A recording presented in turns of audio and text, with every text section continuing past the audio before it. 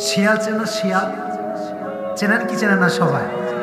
তিনজনে মিলে তিনটা শিকার করেছে। একটা শিকার হচ্ছে খরগোশ, আর একটা হরিণ, আর একটা গরু। কথা কি বোঝা যায়?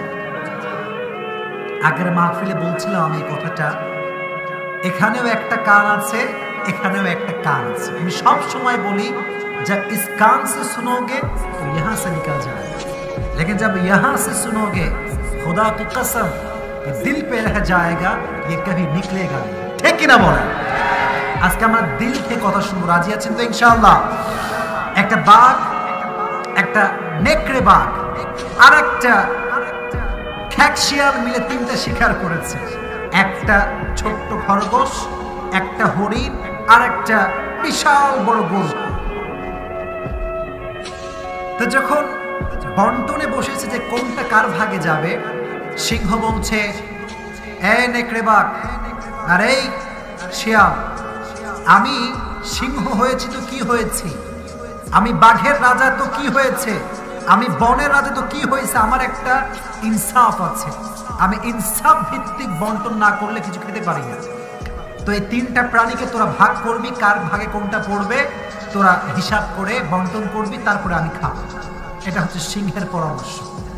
প্রথমে সিংহ বলছে এই নেকড়ে বাঘ, প্রথমে হিসাব করবি তুই, কার ভাগে কোনটা পড়বে, বন্টন তোর দায়িত্বে করলাম। নেকড়ে বাঘ বলছে মহারাজ, যেহেতু আপনি সবচাইতে বড়, যেহেতু আপনি পুরো বনের রাজা, এই জন্য আজকের বন্টনের সবচাইতে বড় পশু অর্থাৎ গরু এটা আপনার জন্য। আর আমি যেহেতু আপনার চাইতে সাইজে একটু ছোট, হরিণটা হবে আমার জন্য। আর যেহেতু এই শালা শিয়াল ছোট, এই পাবে একটা ছোট্ট খরগোশ। পাবে কি? কথা কয় না, পাবে কি? আরো জোরে, খরগোশ। সিংহ মহারাজ এই কথা শুনে ফায়ার, বেয়াদব, এত বেইনসাফ ভিত্তিক বন্টন তোরে কে শিখাইছে? এক হাত খাওয়া দিছে নেকড়ে বাঘের কল্লা, এক হাত না 10 হাত দূরে গিয়ে পড়ছে। এবার সিংহ মহারাজ বলছে এই শিয়াল, now the time is for you, এটা তোর সময়, তুই ভাগ কর।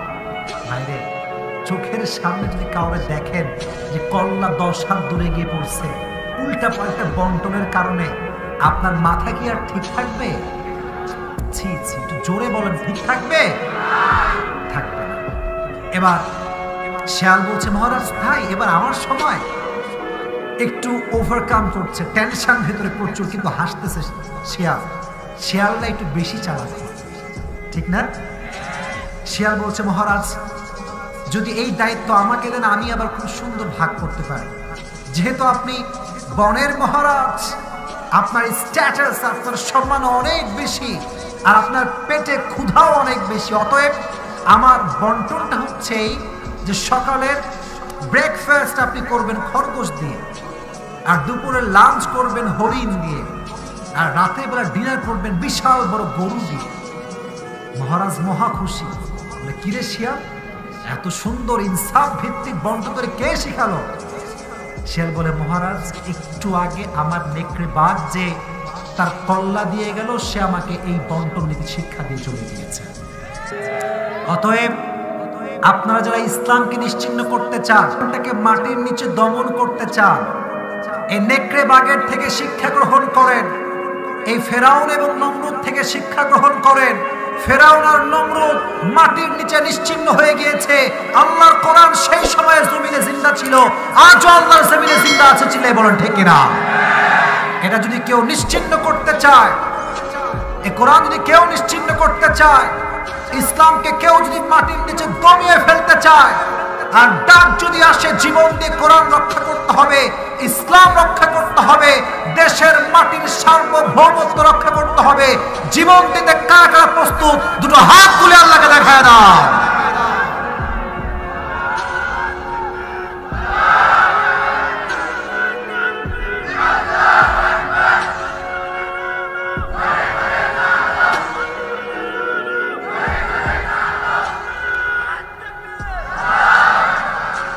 মাশাআল্লাহ, আল্লাহ তাআলা আমাদের স্লোগানকে কবুল করুন, সকলে পড়া আমিন।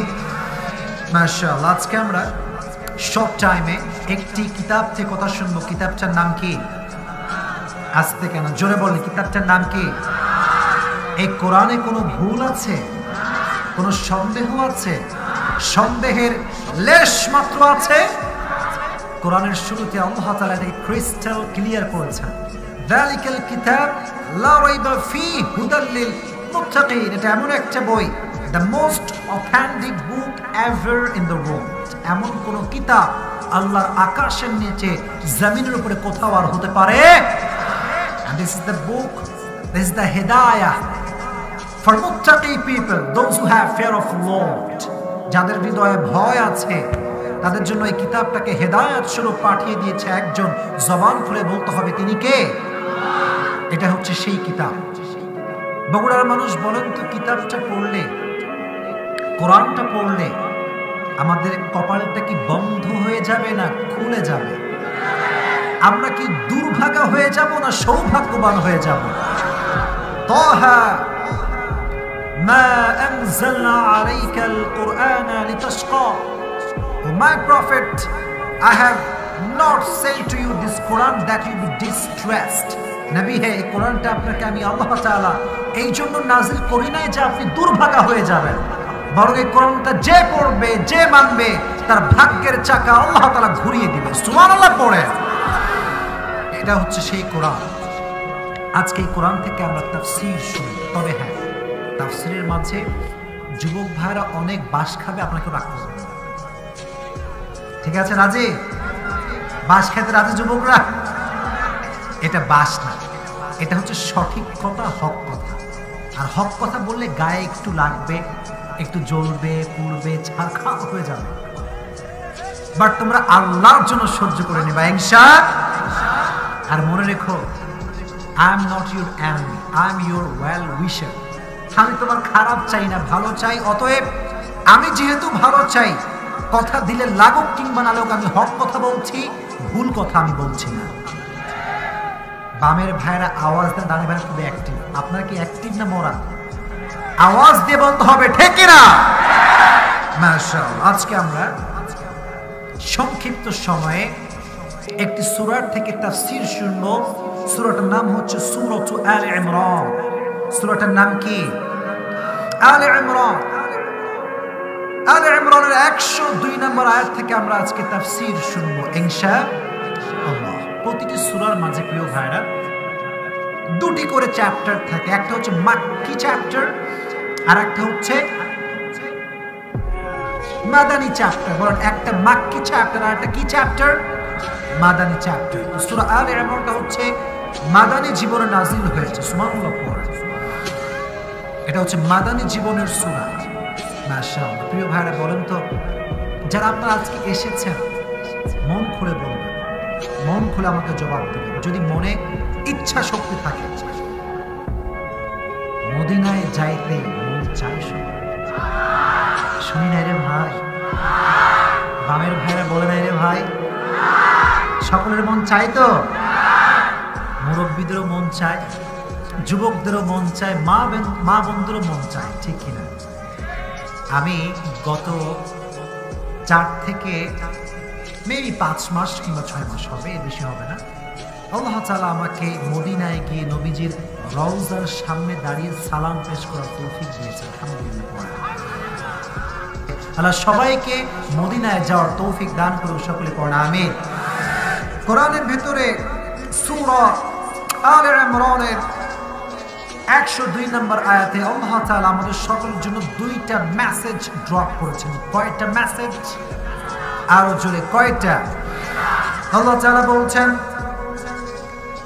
ইয়া আইয়ুহাল্লাযীনা আমানু তাকুল্লাহা হাক্কা তুকাতিহ। আল্লাহ বলছে, হে ঈমানদারেরা, যারা তোমরা হৃদয়ে ঈমান পোষণ করো, যাদের হৃদয়ে আমি আল্লাহ বলতে ঈমান রয়েছে, ইত্তাকুল্লাহ, fear your Lord as he should be feared, hakka তুকাতিহ, from your best level of capacity, সর্বোচ্চটুকু আল্লাহকে ভয় করো। ভয় করলেই তো হতো। আল্লাহ বললেন শুধুমাত্র ভয় করলেই হবে না। এর কারণ অনেক লোক আছে বলে আমরা আল্লাহকে ভয় করি, সুদের টাকা 1 পয়সা ছাড় দেয় না। ওদেরকে ঠিক বেঠিক শিখাই দেওয়া লাগবে নাকি ভাই? অনেক লোক বলে আমি মুসলিম ঘরের সন্তান, ঘুষের টাকা 1 পয়সা চায় না। এরকম লোক আছে না নাই? আল্লাহ বলেন ইত্তাকুল্লাহ, fear your Lord, রবকে ভয় করো। And the second message is ওয়ালা তামুতুন্না ইল্লা ওয়া আনতুম মুসলিমুন। You will die, but do not die expect as a Muslim. যেহেতু মরতেই হবে, কবরে যেহেতু যাওয়াই লাগবে, আল্লাহ তাআলা বলছেন প্রকৃতপক্ষে মুসলিম না হয়ে কবরে আসা, শুনি নাই, কবরে আসা। এই হচ্ছে 2 মেসেজ। তাকওয়া মানে একজনের ভয়, আওয়াজ দিয়ে বলতে হবে তিনি কে? আরো জোরে। আচ্ছা, আল্লাহর নাম বলতে কি মনে কোনো খারাপ লাগে? মনে প্রশান্তি লাগে না? আমার সঙ্গে বলেন আল্লাহ, বলেন ও আমার আল্লাহ। আল্লাহ বলছেন ইত্তাকুল্লাহ, আল্লাহকে ভয় করো, ভয় করার মতো ভয় করো। এই তাকওয়া কাকে বলা হয়? What is the definition of taqwa? তাকওয়ার সংজ্ঞা কি? হাদিসে এসেছে রাসূল করিম সাল্লাল্লাহু আলাইহি ওয়াসাল্লাম বলেন, একবার এক মজলিসে 2 জন সাহাবী বসেছিল। একজনের নাম ওমর, আরেকজনের নাম উবাই ইবনে কাব রাদিয়াল্লাহু তাআলা আনহু। আজ যেমন মাহফিলে আমরা সবাই বসে আছি, বিশাল বড় একটা মজমায় সবাই বসে আছে, হঠাৎ করে মজমার মাঝে প্রশ্ন উঠলো, মা তারিফুত তাকওয়া? তাকওয়া কাকে বলা হয়? What is the definition of তাকওয়া? এক একজন সাহাবী এক এক রকম জবাব দিল, রিপ্লাই করলো, এইটা তাকওয়া, ওইটা তাকওয়া, এইটা তাকওয়া। কিন্তু কোনার ভিতরে একজন সাহাবী চুপচাপ, নো সাউন্ড, চুপচাপ বসে আছে, কোনো কথা বলে না। ওমর বললেন, কিরে সবাই উত্তর করে, উবাই ইবনে কাব কেন কথা বলে না? ওমর সোজা উবাই ইবনে কাবের পাশে গিয়ে বসে গিয়েছে, বলছে, উবাই ইবনে কাব, মা তারিফুত তাকওয়া? তাকওয়া কাকে বলা হয় আমাকে একটু বলো। উবাই ইবনে কাব বলল, হে ওমর, তুমি কি কখনো কাঁটাযুক্ত রাস্তায় হেঁটেছো? এমন কোন রাস্তায় তুমি কি হেঁটেছো যে রাস্তায় চতুর্পাশে কাঁটা আর কাঁটা, চতুর্পাশে সাপ আর বিচ্ছু, এমন রাস্তায় কখনো হেঁটেছো নাকি? ওমর বলছে, হে উবাই ইবনে কাব, আমি এমন রাস্তায় হেঁটেছি। উবাই ইবনে কাব বলল, কেমন করে হেঁটেছো? তোমার হাঁটার ধরনটা কেমন ছিল? ওমর ডাক দিয়ে বলছে, উবাই ইবনে কাব, হাতে একটা লাঠি নিয়েছি আর পায়ে একটা শক্ত জুতা পরেছি। এর কারণ, জুতা যদি আমি না পরি, কাঁটা পায়ে ঢোকার একটা আশঙ্কা আছে না নাই? আসতে বললেন, আছে না নাই? আছে। আর হাতে যদি লাঠি না রাখি, চতুর্পাশ থেকে সাপ আক্রমণ করার একটা আশঙ্কা আছে না নাই? উবাই ইবনে কাব বলল, যদি তুমি এভাবে হেঁটে থাকো, এটাই হচ্ছে ডেফিনেশন অফ তাকওয়া, এটাই হচ্ছে তারিফুত তাকওয়া, এটাকে তাকওয়া বলা হয়। ওমর বলল, এটা কেমন করে সম্ভব? কোথায় জঙ্গলে হাঁটা আর কোথায় তাকওয়া? মিল কোথায়?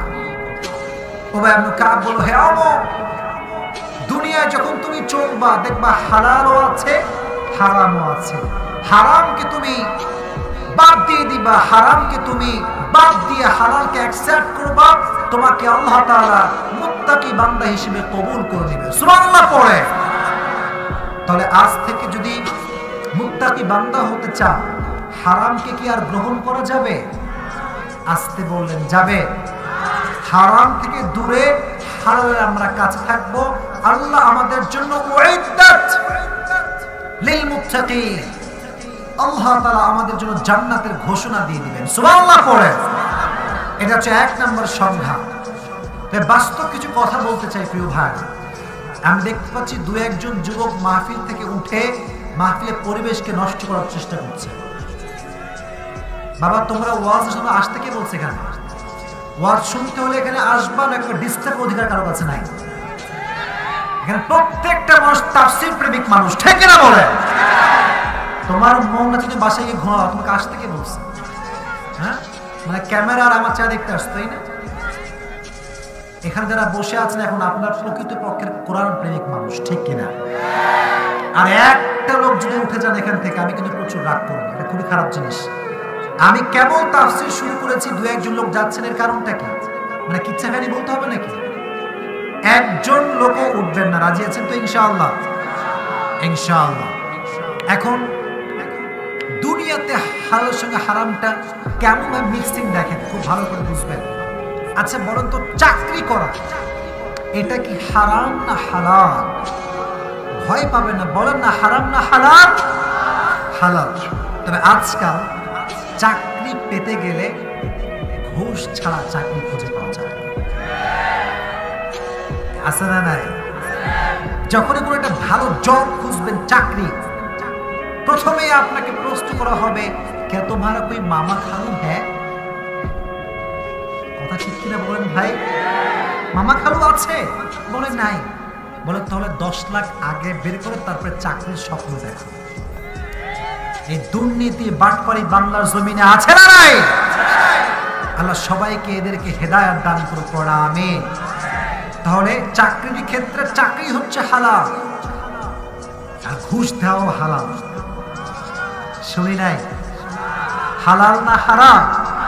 অতএব চাকরি করব আমরা, না খেয়ে মরে যাব, ভ্যান চালাবো, কুলিগিরি করব, মানুষের গাড়ি ঠেলবো, জমিনে হাল চাষ করব, ঘুষের টাকাতে চাকরি আমরা গ্রহণ করবো না। চিল্লায় কোন ঠিক কিনা? যদি এটা করতে পারেন, then you are the real মুত্তাকি। আপনি প্রকৃতপক্ষের মুত্তাকি হয়ে যাবেন। সুবহানাল্লাহ। This is the first definition of তাকওয়া। এটা হচ্ছে প্রথম সংজ্ঞা। হারাম থেকে দূরে, হালাল আমরা কাছে থাকবো ইনশাআল্লাহ। 2 নম্বর সংজ্ঞা শোনেন। এই কান খাড়া আছে তো সবার? পেছনের ভাইদের মনে হয় নাই? আছে? চলবে না। ভয় করার মতো ভয় করার দরকারটা আছে না নাই? ফাত্তাকুল্লাহ এর অর্থ হচ্ছে আল্লাহকে ভয় করো। আল্লাহ চাইলে ফাত্তাকুল্লাহ বলে এখানে এনাফ করতে পারতেন, তবে আল্লাহ তাআলা আরেকটা কথা অ্যাড করেছেন, মাস্তাতাতুম।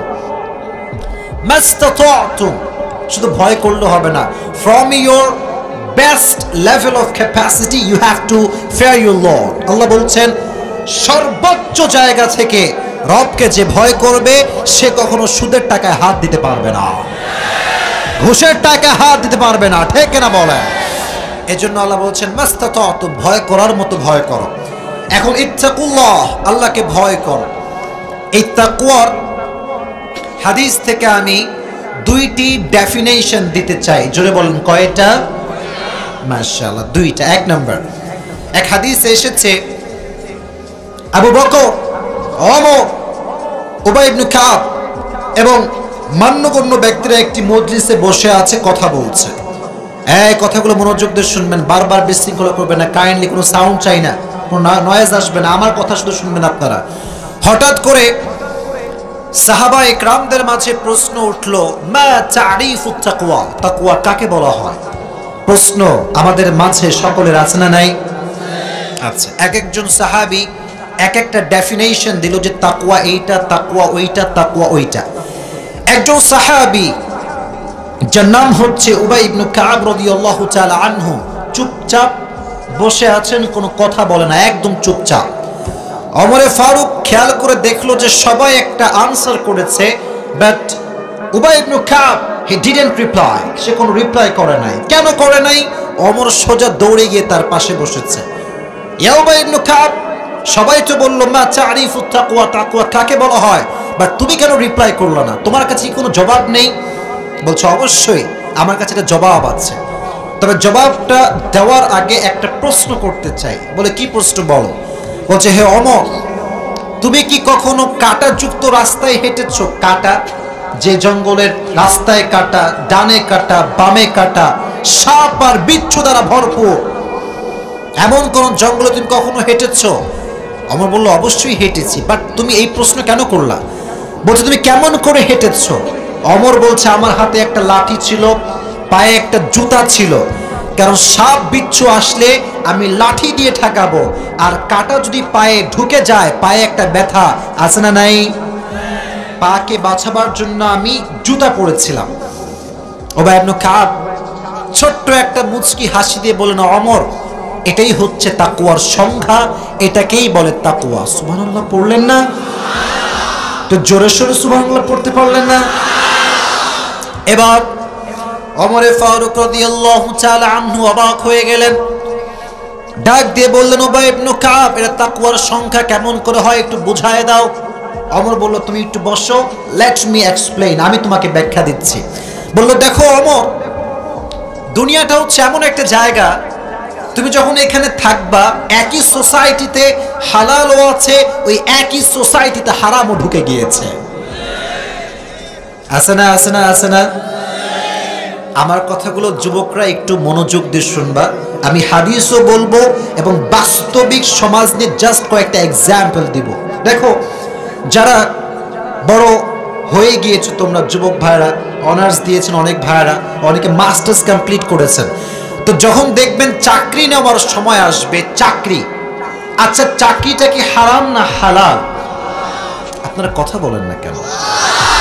আরো জোরে। কোনো সন্দেহ আছে আপনাদের ভেতরে?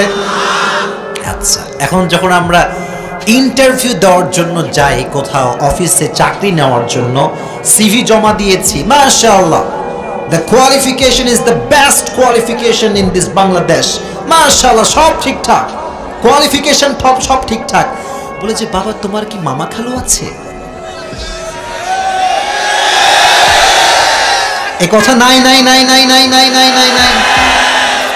এক নাম্বার। এখন যুবক বলেছে, I am really sorry, I don't have মামা খালু।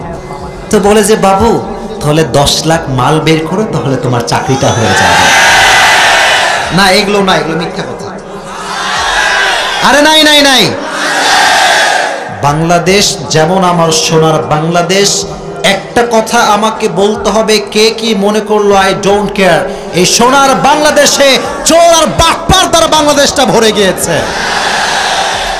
অতএব যে ব্যক্তি হারাম থেকে বাঁচতে চায়, সে ডাক দিয়ে বলবো, অফিসার সাহেব, রুটি বেচে খাবো, রিক্সা চালিয়ে খাবো, ভ্যান চালিয়ে খাবো, ফুচকা বেচে খাবো, তবে আপনার হারাম চাকরি আমি নিতে পারবো না। চিল্লায় কোন ঠিক কিনা? This is the first definition of taqwa. হারাম থেকে বাঁচতে হবে, হালালকে অ্যাকসেপ্ট করতে হবে, নাম্বার 1। নাম্বার 2, তাকওয়ার অর্থ হচ্ছে আমরা যে এখন বসে আছি, এটা হচ্ছে অন্ধকার রাত, অন্ধকার রজনী।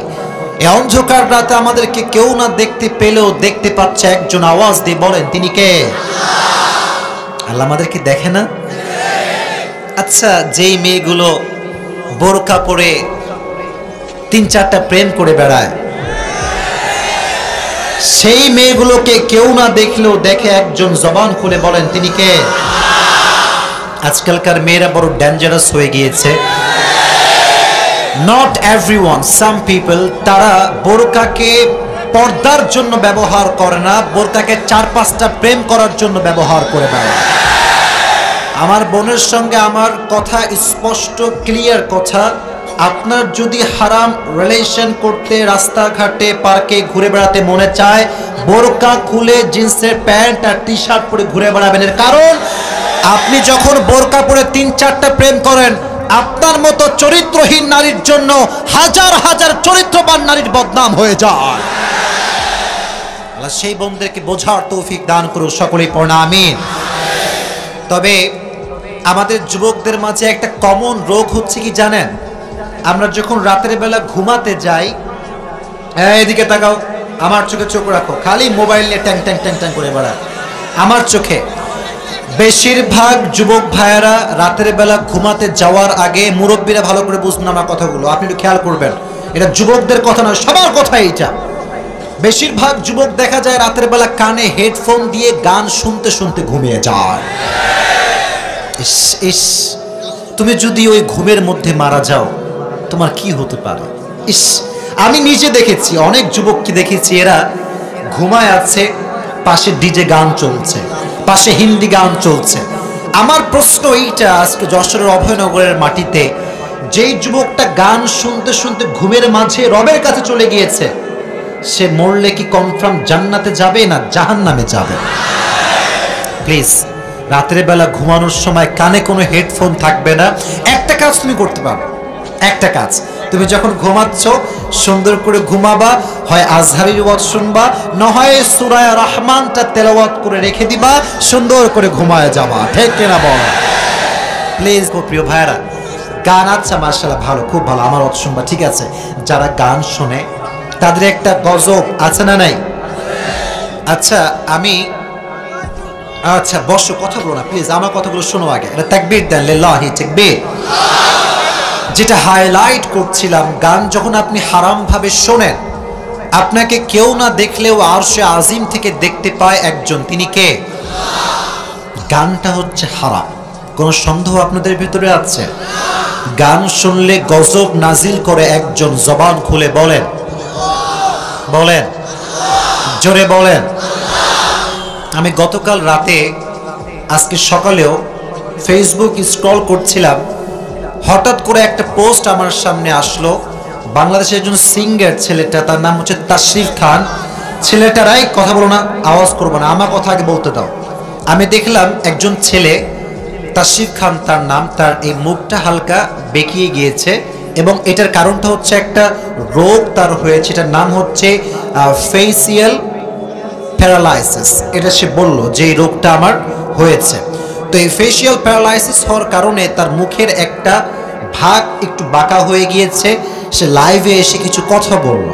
তো আমি আজকের এই যশোরের অভয়নগরের মাটিতে আমার হাজার হাজার যুবকদেরকে নিয়ে দোয়া করি, আল্লাহ তাকে সুস্থতা দান করুক, পড়না আমিন। যে লাইনের হোক, যেই হোক না কেন, যত কাজই সে করুক না কেন, সবার জন্য আমাদের এই কলিজার ভেতরে ভালোবাসা নাই নাই? We love everyone from our heart. আমরা ভাই ফতুয়াবাজ হুজুর না, এইটা হারাম ওইটা হারাম, এখানে এইটা নাই ওইটা ইসলামে নাই। যুবক বলে আমিও নাই। এই ফতুয়াবাজি আমাদের ভেতরে আছে না নাই? তো যুবক ভাইয়েরা, আমরা এই যে তার জন্য দোয়া করলাম, দেখবা এই দোয়াটা হতে পারে কার আমিন যে কবুল হয়ে যাবে, আল্লাহ তাকে পরিপূর্ণ শেফায়ে আজলা কামেলা দিয়ে দিবে। ঠিক কিনা বলেন প্রিয় ভাইয়েরা? তার জন্য দোয়া করার দরকারটা যুবক ভাইয়েরা আছে না নাই? তোমরা বলবো হুজুর আপনি মাহফিলের ভেতরে ওর জন্য কেন দোয়া করলেন? এর একটা বিশেষ কারণ আছে, বিশেষ কারণ, এবং আমার একটা পারপাস আছে, উদ্দেশ্য আছে। দেখো, যাদের ফেসবুকে মিলিয়ন মিলিয়ন ফলোয়ার্স, তারা ডানে গেলে যুবকরা ডানে যায়, তারা বামে গেলে যুবকরাও বামে যায়। তারা যদি ঠিক পথে চলে আসে, তাদের দ্বারা লক্ষ লক্ষ যুবক ঠিক পথে চলে আসবে। ঠিক না বলো? তাদেরকে ঠিক করার দরকার আছে।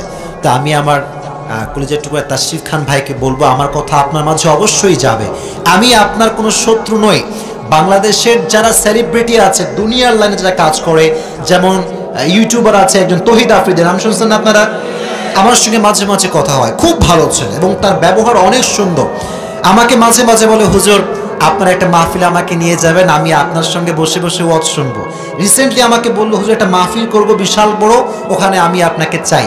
তো এই যে যারা দুনিয়ার লাইনে কাজ করে, ইউটিউবার, সিঙ্গার, অ্যাক্টর, তাদেরকে যদি ভালোবেসে আমরা সঠিক লাইনে নিয়ে আসতে পারি, হাজার হাজার যুবক ঠিক হয়ে যাবে। ঠিক না বাবা? এদেরকে ভালোবাসতে হবে। নবীজি একটি হাদিস বলেছেন যে আমার উম্মতের ভিতরে কিছু আযাব আসবে। এক নম্বর আযাব, এই যে মাটিটা আছে না, মাটিটা, আপনারা কিসে বসে আছেন? কিসে বসে আছেন? এই মাটি ধসে যাবে, এক নাম্বার। দুই নাম্বার আযাব, এই উম্মতদেরকে উপর থেকে ফেলে শাস্তি দেওয়া হবে।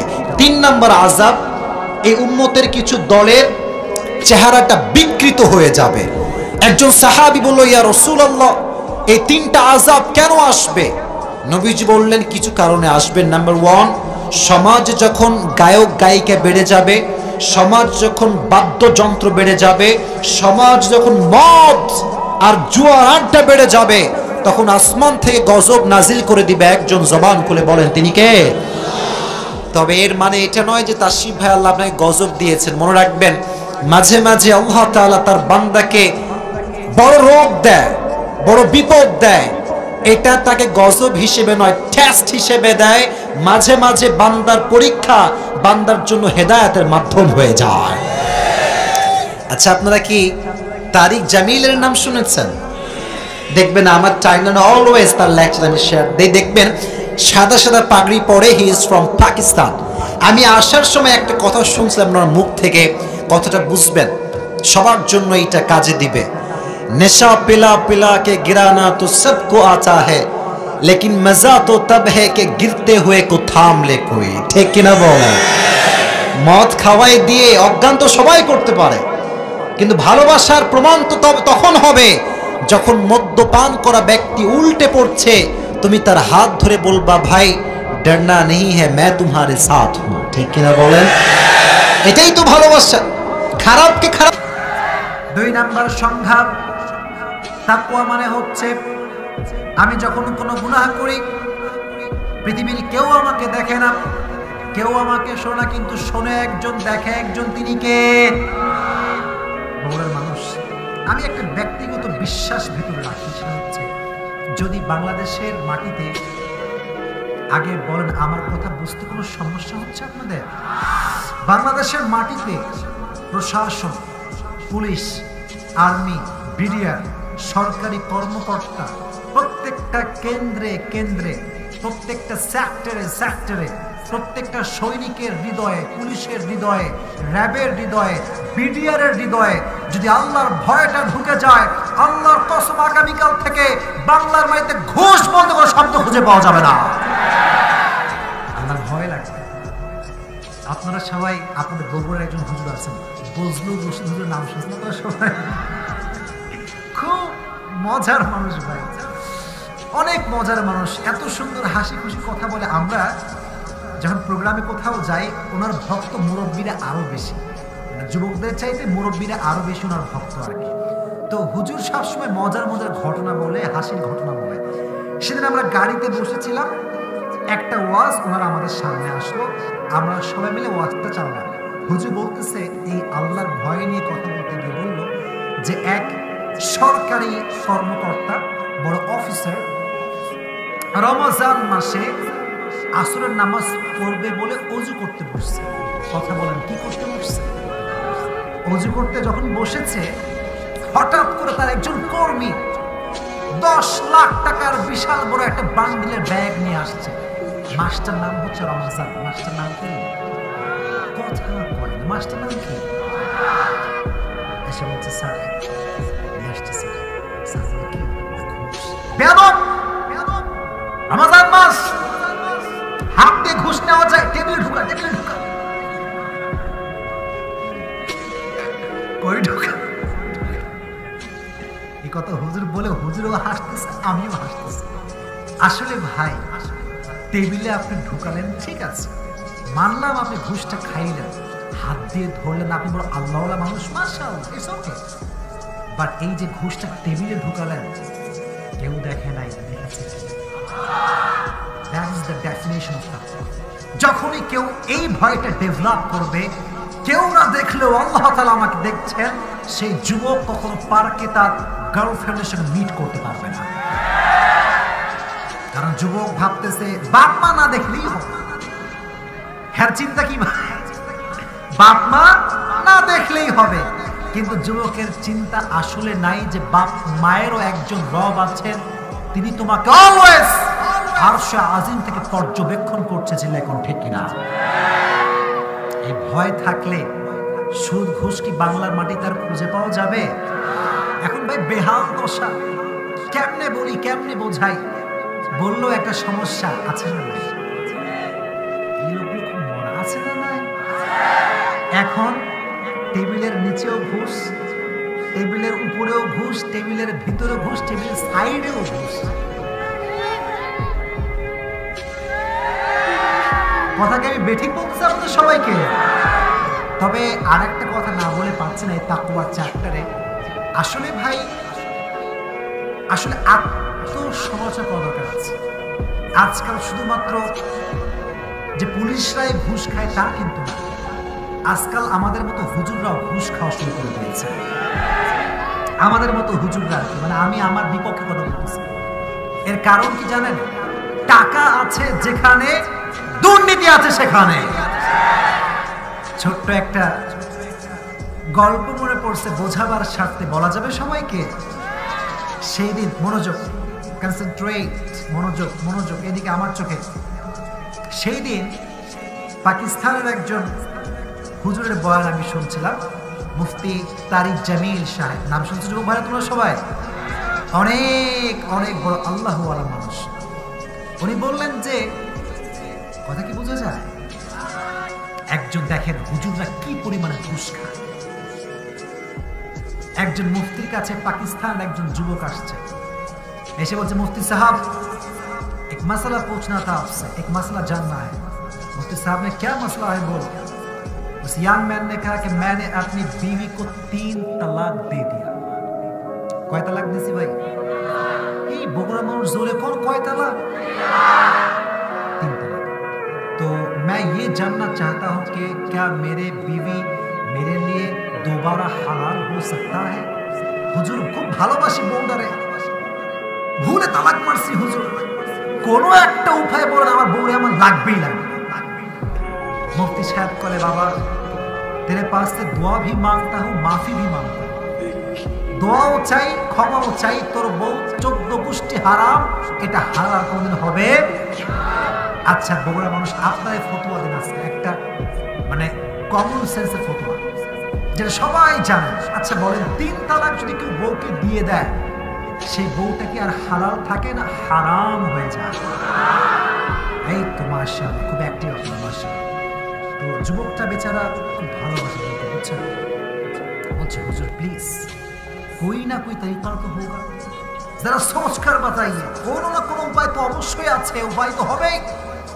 হুজুর বলে আজীবন বসে থাকলে কোনো উপায় বের করা যাবে না। যুবকটা বলছে মহাবিদ্যালয় কি করা যায়, কি করা যায়? তো যুবকরা খুব চালাক হয়, তো এমনি পকেটে হাত, মুফতি সাহেব সামনে বসে এমনি মানি ব্যাগ বের করছে, বের করে বিশাল বড় একটা বান্ডিল বের করছে টাকা। কিসের বান্ডিল ভাই? কথা कौन? मुफ्ती साहब थोड़ा इस पैसे की तरफ तो देखो। मुफ्ती साहब ने ऐसे देखा और या मैंने कहा जरा सोच कर बताइए क्या अब फतवा चेंज हो सकता है। একটু ভাবেন হুজুর, আবারও লাস্ট কথা, ফতোয়া কি চেঞ্জ হবে? হুজুর পড়ছে মহাবিপদে, ছেলেপিলে খুব বদমাইশ, দে দে দে দে দেখি ভেবে কি করা যায়, বল কি হয়েছে বল। বলছে যে হুজুর শোনেন না কি বলছিলাম? বলছে না আমি শুনি না, একটু আবার বল। টাকাটা কিন্তু কোথায়? কথা কয় না, কোথায়? फिर बोलो तुमने क्या बोला था? उसने कहा कि मैंने अपनी बीवी को भी 3 तलाक दे दिया, उसकी फैमिली को भी 3 तलाक दे दिया, 14 गोष्ठी तलाक मेरे আসছে। হুজুর উপায় বলো। হুজুর বলতেছে বাবা कोई टेंशन की बात नहीं है, तेरे बीवी तेरे হালাল हो गई। তোর বউ কি হয়েছে তোর জন্য? টেনশন নাই, প্যারা নাই, চিল। যুবক তো শুনে টাসটি গেছে, হুজুর মানে এখনই বললেন 14 গোষ্ঠী হারাম, কিয়ামত পর্যন্ত হালাল হবে না, এখনই ফতোয়া চেঞ্জ, হোয়াট ইজ দিস? হুজুর বলতেছে বাবা তুঝে তো আরবি समझ में नहीं आता, তুই তো আরবি বুঝিস না। আসলে কি জানিস, যারা মাদ্রাসায় পড়েছেন তারা বুঝবেন, যুবকরাও বুঝবেন। কওমি মাদ্রাসায় একটা কিতাব পড়া হয়, কিতাবের নাম হচ্ছে হেদায়া। এর একটা দ্বিতীয় খণ্ড হচ্ছে হেদায়া সানি। এখানে একটা বাব আছে, বাপটার নাম হচ্ছে কিতাবুত তালাক। তো হুজুর বললেন বাবা তুই যে তোর বউকে বলেছিস তালাক, তুই ছোট্টবেলায় অবশ্যই পড়েছিস যে কলকল হরফ হচ্ছে জোরে কোন রে বা কফ ত বা জিম, বাচ্চারাও পারে। তো হুজুর বললেন বাবা তুই যে বলেছিস তালাক, আসলে এই তালাকের শেষের যে হরফটা, এই হরফটা হচ্ছে কফ। असल में बात ये है कि अरबी एक ऐसा जबान है कि यहाँ पे अगर एक हरफ भी चेंज हो जाए तो माना ही चेंज हो जाती है। तो यहाँ पे होगा तलाका, उच्चारण होवे की तलाका। और तूने जो कहा है ये कुत्ते का काफ है, कलकला का काफ नहीं है। তোর তালাকটা হচ্ছে কাফ, এটা কুত্তার কাফ। আর আসলে যে কাফটা হবে, যে কফটা হবে, এটা হচ্ছে কলকলার কফ, কা কা কা কা। তো বাবা যেহেতু তালাক বলেছিস, तेरे बीवी भी तेरे लिए हलाल है और जो तूने पैसे मुझे दिया ये तो और भी हलाल है। তার মানে হচ্ছে টাকা আছে যেখানে, দুর্নীতির ছোঁয়া আছে সেখানে চিল্লায় কোন ঠিক কিনা? কেউ দেখে না, দেখে একজন, তিনি কে? এই ভয় যদি প্রত্যেকটা যুবকের হৃদয়ে, হুজুরের হৃদয়ে, মেয়েদের হৃদয়ে ঢুকে যায়, কোনো মেয়ে জিন্সের প্যান্ট আর টি শার্ট পরে বের হতে পারবে না। এগুলো বগুড়াতে নাই, অসম্ভব। না না, আমারে বাড়ি যাওয়া লাগবে রে ভাই, এসব বিরুদ্ধে অবস্থায় বাড়ি যাওয়া যাবে না। আমার মুরব্বীও কয় আছে, কারণ মুরব্বীও মাঝে মাঝে দেখে। হ্যাঁ আচ্ছা, দেখে না আসলে, আমি বলি কথা কি বলা যায় প্রিয় ভাইরা? মেইন সাবজেক্ট বুঝবেন, তাকওয়া আছে যার, পর্দা ছাড়া সে কখনো বের হতে পারবে। এটার নাম হচ্ছে আল্লাহর ভয়। ওমরে ফারুক রাদিয়াল্লাহু তাআলা আনহু, অর্ধ জাহানের খলিফা ওমর, গভীর অন্ধকার রাতে বের হয়েছে, রাজ্যে কার কি অবস্থা দেখার জন্য বের হয়েছে। গভীর অন্ধকার রাতে ওমর একটা গেটের পাশে দাঁড়িয়ে গিয়েছে। হঠাৎ করে ওমরের কানে সাউন্ড আসছে, মেয়ে এবং মা কথা বলছে।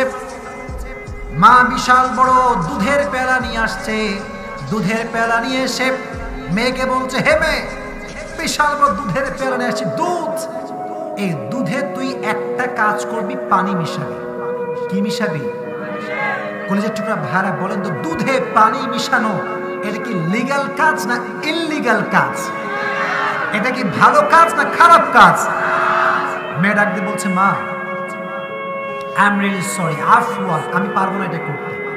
কারণ কারণ ওমর রাজ্যে ফরমান জারি করেছে যে কোনো মানুষ দুধের সঙ্গে পানি মিশানোর মতো কোনো খারাপ কাজ করতে পারবে।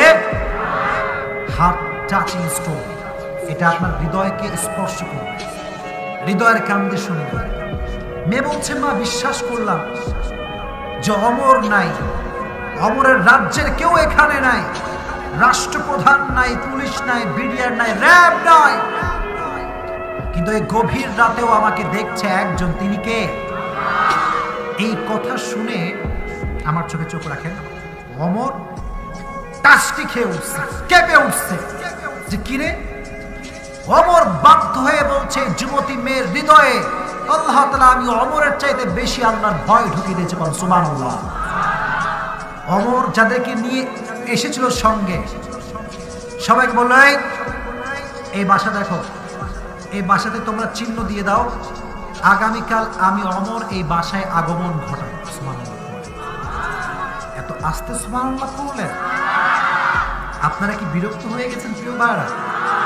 12টার মধ্যেই শেষ করো, বাট দয়া করে কোনো সাউন্ড করবেন না আর উঠাউঠি করবেন না। রাজি আছেন তো ইনশাআল্লাহ? আমি বুঝি ঠান্ডা লাগতেছে, আমি বুঝতে পারতেছি, বাট আমি বলি ঠান্ডা বেশি জরুরি না কোরআন বেশি জরুরি? যারা কোরআনকে ভালোবাসে, পুরো বছরে একটা মাহফিল লেখার ভিতরে হয়, তারা কখনো এই মাহফিলকে বাদ দিয়ে বাসায় গিয়ে ঘুমাতে পারবে না। এটা this is the love of Quran, এটা হচ্ছে কোরআনের ভালোবাসা, ঠিক না বল?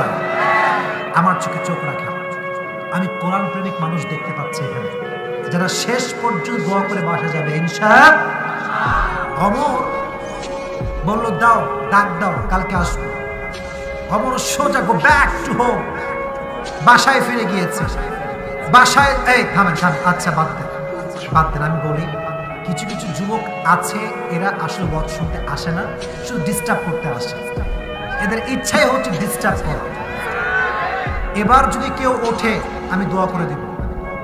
রাত হচ্ছে কি হয়েছে? হ্যাঁ, আমরা কোরআনকে বেশি ভালোবাসি কি বাসি না?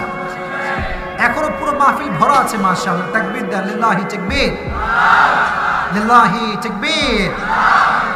ওমর সোজা বাসায় ফিরে গিয়েছে।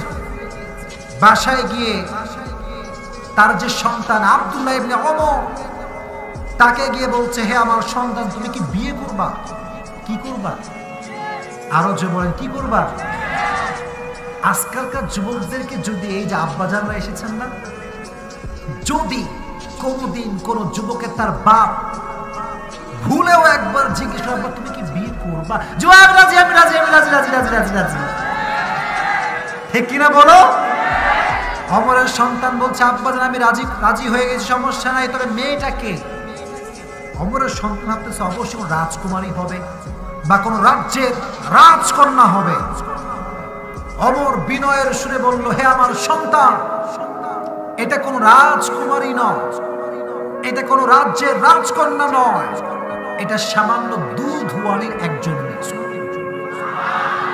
তবে একটা মেসেজ সবাইকে জিজ্ঞেস করতে চাই, যদি বুঝে থাকেন তাহলে রিপ্লাই করবেন, মুরব্বীরাও বলবেন, যুবকরাও বলবেন। ওমর সাধারণ মানুষ না অসাধারণ মানুষ?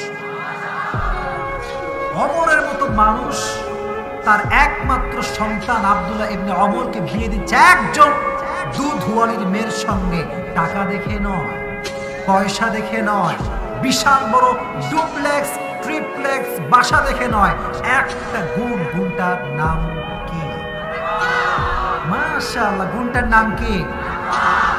এবার আসেন মুরব্বীদেরকে কিছু কথা, এটা তোমাদের যুবকদের পক্ষে আর কি। কথাটা হচ্ছে যে আমি বারবার বলি, আগেও বলেছি, আজকেও বলছি, আজকালকার সময়ে আব্বাজান যারা আছে, এখানে এরকম আব্বাজান নাই বলে আমি বিশ্বাস করি, বাকি এরকম কিছু ডিজিটাল বাঘ বের হয়েছে, এরা সরকারি টাকলা ছাড়া বিধতে চায় না। पैसे का खेल है। কিসের খেলা ভাই এটা? টাকার খেলা। আরে আল্লাহ, কি একটা অবস্থা!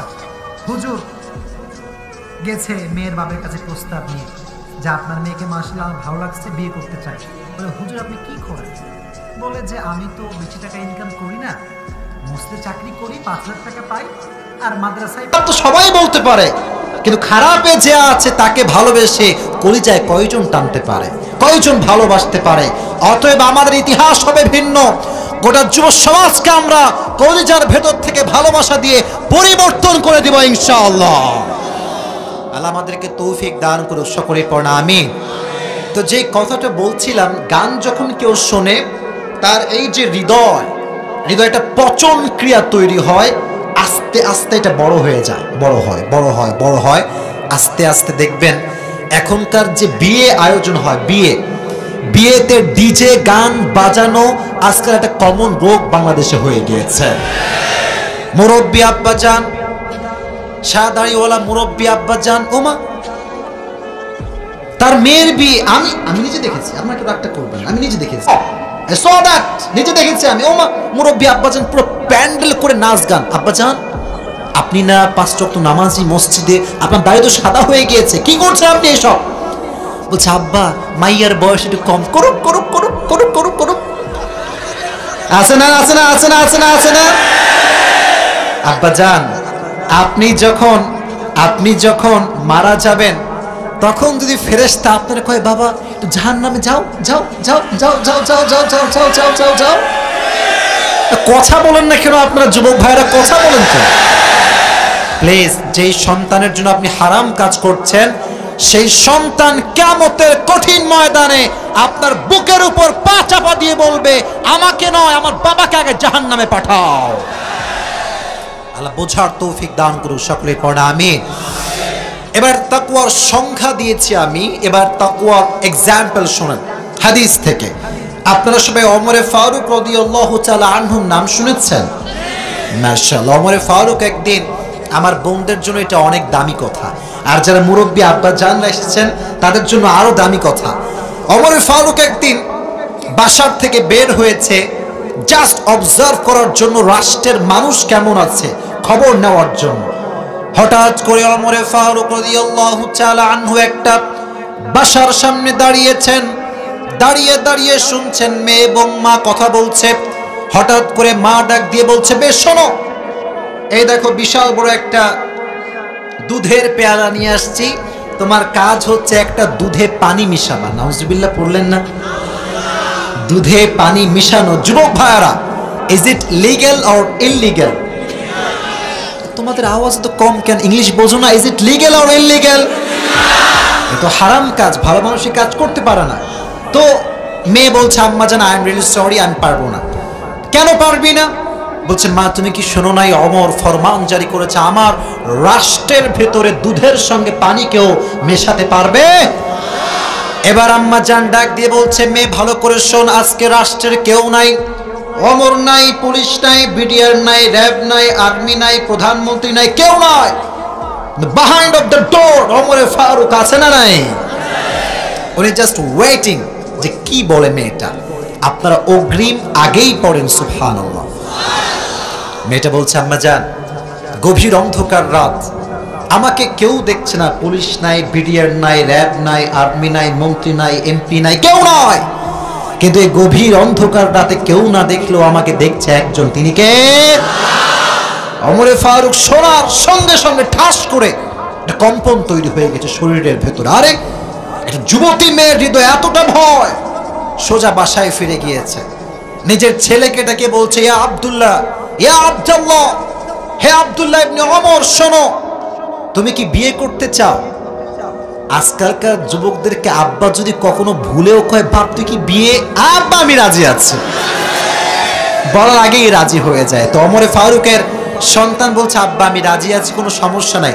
বাট ওমরে ফারুকের সন্তান কি মনে করছে, আমি প্রধানমন্ত্রীর ছেলে, আমার বউ হবে প্রধানমন্ত্রীর একজন মেয়ে, ঠিক না প্রিয় ভাইরা? প্রিন্সেস হবে, রাজকুমারী হবে। বলছে, আব্বা জান, no no no no no, তোমার বউ কিন্তু কোনো প্রিন্সেস নয়, রাজকুমারী নয়, আমি ওমরে ফারুক, আমি ওমরে ফারুক, তোমার বিয়ে দিব সাধারণ একজন ব্যবসায়ী নারীর মেয়ের সাথে। সুবহানাল্লাহ বললেন না? এবার বলেন, আমাদের বাংলাদেশের প্রধানমন্ত্রীর নাম কি? নাম কি? উনি জাস্ট বাংলাদেশের একজন প্রাইম মিনিস্টার, কিন্তু ওমরে ফারুক কি শুধুমাত্র একটা কান্ট্রির প্রাইম মিনিস্টার, না অর্ধ জাহানের প্রাইম মিনিস্টার?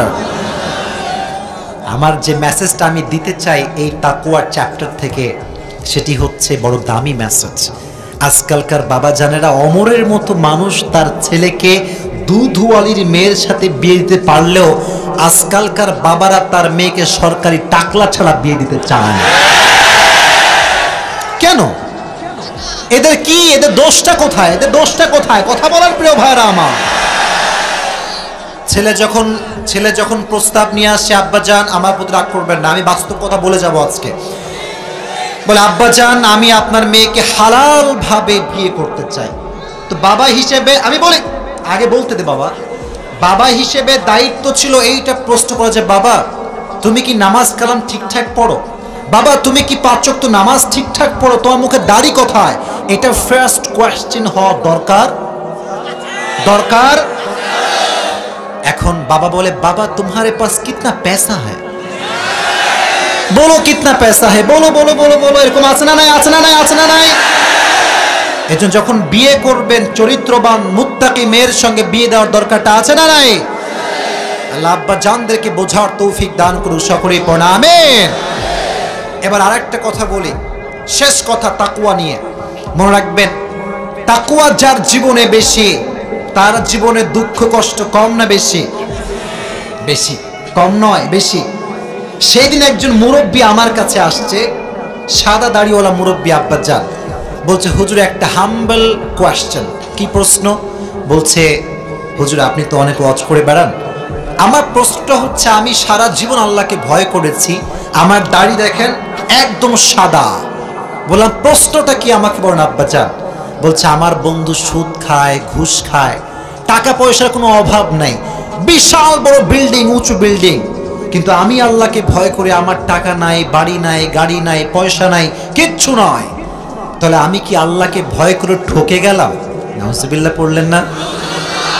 আমি বুঝে গিয়েছি মুরব্বী ভুল পথে যাচ্ছে। বলে, আব্বাজান বসেন, আমার কাছে বসেন। কাছে নিয়ে বললাম, আব্বাজান দেখেন, আপনাকে জবাব দিতে হলে ছোট্ট একটা গল্প আমি বলতে চাই। কি বলতে চাই? বলো, আব্বাজান দেখেন, এক লোকের, রাগটা করছেন নাকি আপনারা? এক লোকের 2টা প্রাণী ছিল। কয়টা? এক হচ্ছে ছাগল আর একটা হচ্ছে গাধা। তো ছাগল আর গাধা একদিন দুইজনে একসাথে শুয়ে আছে, হঠাৎ করে ছাগলটা লাফ দিয়ে উঠছে। এই গাধা! গাধা উঠে গিয়েছে। কিরে? বলছে, গাধা তুই শালা আসলেই একখান গাধা, তুই আসলেই একখান গাধা। তো গাধা কয়, ভাই আমি গাধা সবাই জানে, তুই করছিস কিসের জন্য? তো বলে যে, বুঝিস না যে মালিক আমাকে কত ভালোবাসে, কত আদর করে, কত মহাব্বত করে, আর তোর সুযোগ পায় খালি লাথে আর কিল মারায়। তো বলছে, আসলে তুই ঠিক বলছিস, মালিক তোরে বড্ড ভালোবাসে, কিন্তু আচ্ছা গাধা, এই গাধা বলছে, আচ্ছা বলতো ছাগল, তোরে যে মালিক ভালোবাসে কয়দিন থেকে ভালোবাসে? বলছে রিসেন্টলি, কয়েকদিন হয়েছে ভালোবাসে, আগে ভালোবাসতো না। বলছে কেন? বলছে তা তো জানি না। বলছে আকাশে তাকায় দেখ, সামনে কুরবানির চাঁদ উঠছে। সামনে কিসের চাঁদ উঠছে? যার সুদের টাকায় বিশাল বড় বিল্ডিং, যার ঘুষের টাকায় বড় বড় BMW গাড়ি, মাথায় রাখবেন একটা কথা, সে মরলে কনফার্ম জাহান্নামী হয়ে যাবে। উইদ্দাত লিল মুত্তাকিন, 4 নম্বর পারা 6 নম্বর পৃষ্ঠা সূরা আলে ইমরান 133 নম্বর আয়াত। আল্লাহ বলছে মুত্তাকি বান্দা মরার সঙ্গে সঙ্গে সে কনফার্ম জান্নাতি হয়ে যাবে। সুবহানাল্লাহ না? এজন্য আমরা তাকওয়া নিয়ে চলি, কোনো টেনশন নাই, প্যারা নাই, চিল, ঠিক না বলো? আচ্ছা একটা এক্সাম্পল দেই। আচ্ছা আপনাদের এখানকার যে মোড়টা, এটা কি অভয়নগর? ওই যে মেইন রোডে অভয়নগর, তাই না? আচ্ছা মনে করেন আচ্ছা কি বার? মনে করেন বুধবার রাত 1টার সময় একটা চোর ধরা পড়েছে অভয়নগরের আকিজ গ্রুপের সামনে। হঠাৎ করে খবর আসছে বিশাল বড় একজন চোর ধরা পড়ছে, কার চুরি করছিল। তো সব যুবকরা দৌড় দিয়ে গেছে, মারতে হবে, এরা না মারলে শান্তি নাই। তো গিয়ে দেখে হিরো আলম বসে আছে। না, হিরো আলম বলতে হিরো আলম না, মানে হিরো আলম যেমন চিকন সেও তেমন চিকন, গায়ে গোস্ত তো কিছু নাই। তো দেখবেন যে যে যুবকরা মারতে গিয়েছিল মুরব্বী, থাম, এরা মাইরে কোনো লাভ নাই, এই জীবনে এমনি শেষ হয়ে গেছে, বাদ দে। ঠিক না প্রিয় ভাইয়েরা? আচ্ছা আর একজন চোর ধরা পড়েছে। এই চোরটা লাদুস লুদুস, টাপ্পা টাপ্পা, এরকম লম্বা লম্বা গাল। দেখবেন বাচ্চারা আছে না, বাচ্চারা গিয়েও দেখবেন মার মার মার মার। কারণ কি জানেন? যার গায়ে যত গোস্ত বেশি, তারে মাইরা তত শান্তি বেশি। ঠিক? তা আল্লাহ বলছে বান্দা তোরা যে দেখিস ঘুষখোরের এই যে ভুঁড়িটা, দেখবি এইরকম। খেয়াল করে দেখবে যে সুদ খায়, ঘুষ খায়, এরা রিকশায় চড়লে দ্বিতীয় আর কেউ বসতে পারে না। আল্লাহ বলছে বান্দা কেন এই ভুঁড়ি দিয়েছে তোকে বুঝতে হবে, আমার তো আগুনে পুড়াইতে হবে। আগুনে পোড়াবার জন্য গোস্তের দরকারটা আছে না নাই? অথবা আমাদের হৃদয়ে ভয় আছে একজনের।